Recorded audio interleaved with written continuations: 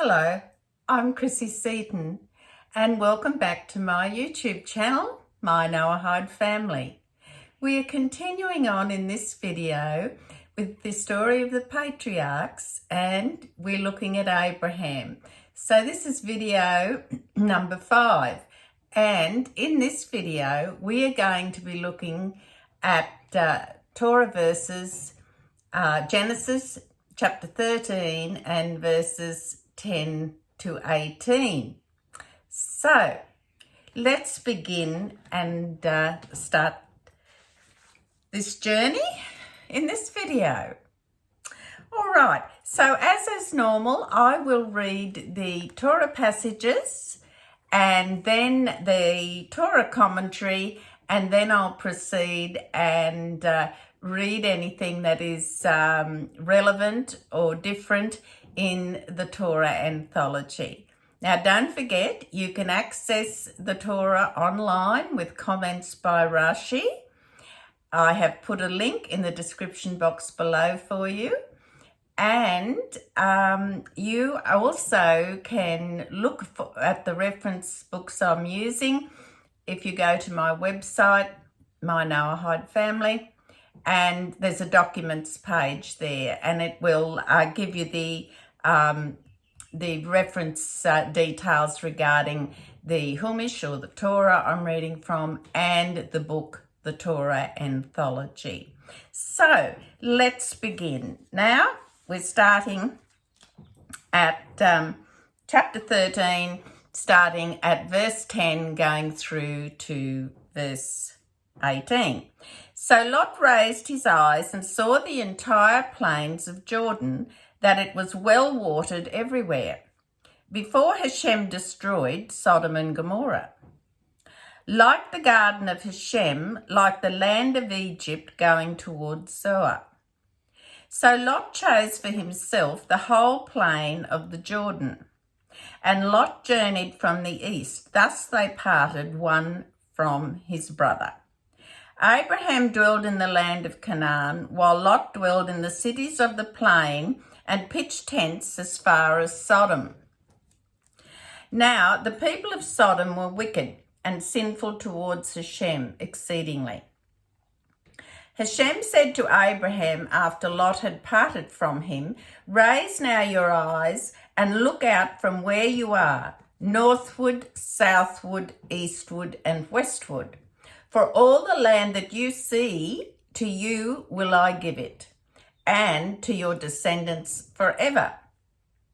I will make your offspring as the dust of the earth, so that if one can count the dust of the earth, then your offspring too can be counted. Arise, walk about the land through its length and breadth, for to you will I give it." And Abraham moved his tent and came and dwelled in the plains of Mamre, that's M-A-M-R-E, which are in Hebron. And he built there an altar to Hashem. So that's the end there, the conclusion at verse 18. Now, let's have a look at the Torah's commentary. Now, pardon me. So we will begin with the commentary at verse 10 and go through to 18. So it says, particularly in relation to verses 10 to 13, Lot chose money over morality. Seeing that the two could not continue to be together, Abraham gave Lot the first choice of where he would live. Lot chose the richest part of the country, even though it was also the cruelest and the most corrupt. Perhaps he thought, as many do in all times, that he could enjoy the Sodomites' wealth without being affected by the evil. As usual happens, he was wrong. So we go on now.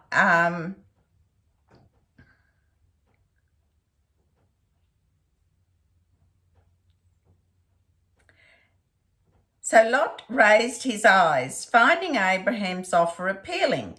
Lot seized the opportunity to leave the morally constricting company of Abraham and settle in a rich part of the land. He raised his eyes and let himself be guided by his senses. From a high vantage point, Lot inspected the whole area, and his gaze rested on the fertile Jordan plain near Sodom on the Dead Sea, which at this time was as fertile as the Garden of Eden. Let's hold that thought. And the well-irrigated land of Egypt. As a result now of the destruction of Sodom, which is covered in chapter 19, that area became the desolate and inhospitable Dead Sea region of today. Now, I have been there to the Dead Sea area, and I have to tell you, it even has a peculiar odour about it. I don't know whether it's sulphuric or what it is, but it's far cry from the Garden of Eden, what it was likened once to that. So, interesting that, isn't it? So we're continuing over now, and it says, continuing on, thus they parted. Now this statement is most significant. Though Lot contained the spiritual sparks that were to produce Ruth, the ancestress of King David, he parted from Abraham. In time, the rift between their property would become so absolute and irreversible that his male descendants from Ammon and Moab would be prohibited from entering the congregation of Israel. Commentary continues on now, and this is in relation to verses 14 to 18. We're still in chapter 13. The repetition of the promises. After Lot's departure, God repeated his promise to Abraham to emphasize that the land had been given exclusively to him and his descendants, not Lot. Comments that this renewed promise was deferred until Lot's departure, otherwise it would have inflamed Lot's greed even more. So we're in a very ticklish situation where diplomacy and mature handling of a situation is called for. And God has exercised that and given us a good example. Now, the commentary goes on for verse 15. To you will I give it. Now take possession of the land so that you can bequeath it to your descendants. For in the legal sense, Eretz Yisrael is a legacy from the patriarchs. In the plain meaning, God was assuring Abraham that even when the inhabitants of Canaan would honour him, inhabitants of Canaan would honour him, as it were, as if he were already a ruler. Now, it goes on in the word forever. Now, God did not say that Jews would always possess the land, for during the long centuries of exile, they certainly did not. But that the nation of Israel and the land of Israel would always be destined for one another, just as it was given to Abraham, though he never took legal possession of it in his lifetime. And we discussed that before. Verse 16 commentary goes on and says, as the dust of the earth, just as it is impossible to count the dust, so will it be impossible to count your offspring. Remember in the last video we touched upon this, the analogy of the dust. You can refer back to that. So it will be impossible to count your offspring. Rabbi Hirsch notes that this refers not to the Jewish population at any one time, but to the total of all the generation of the immortal nation that will flourish throughout history. Just as dust outlives all who tread upon it, so God promised Abraham that his offspring would outlive all the nations that would persecute them. And they have thus far. No reason to think it won't continue.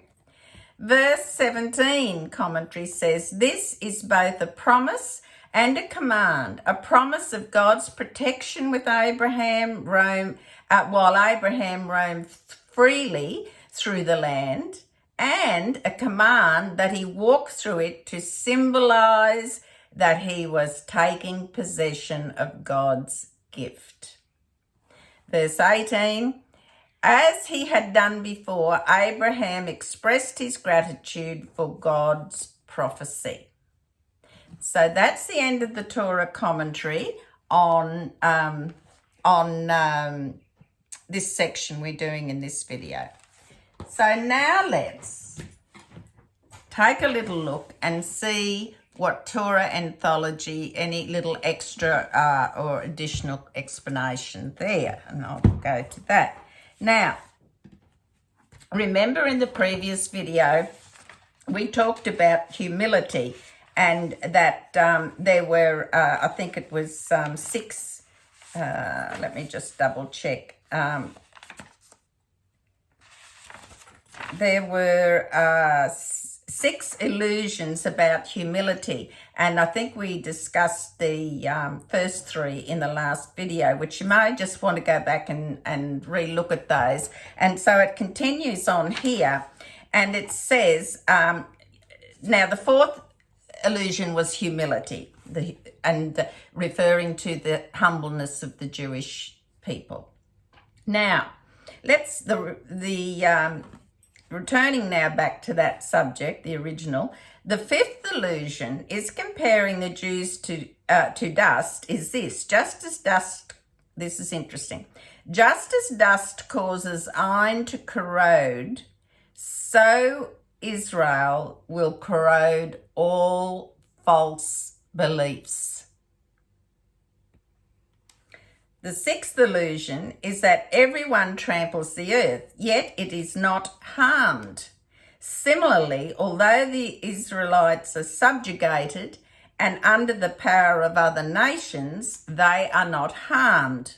At the point of this being written, remember that was pre-Holocaust. So just keep that in your mind. They always endure and survive. And they did survive the Holocaust. A dreadful, dreadful stain on our history is the happenings of the Holocaust. May the people involved in perpetrating those terrible crimes burn in eternal damnation. After God had shown Abraham all this, he had paced out all the land of Canaan. He set up his household in Hebron, in the house of the good man whose name was Mamre, M-A-M-R-E. Here he built an altar to God for his escape unharmed from Pharaoh, and because God had informed him that he would have children and that all that land would be his. And so ends the Torah anthology commentary there. So not much because I'd read in this video because I'd covered a fair bit prior in the previous video, which was Patriarchs number 4. So don't forget, if you're not a subscriber, please consider subscribing to my channel so you're notified when there's a new video. Many, many thanks to all those wonderful subscribers. I really appreciate your comments and appreciate that you subscribe to my channel. In the meantime, you take care and God bless you always.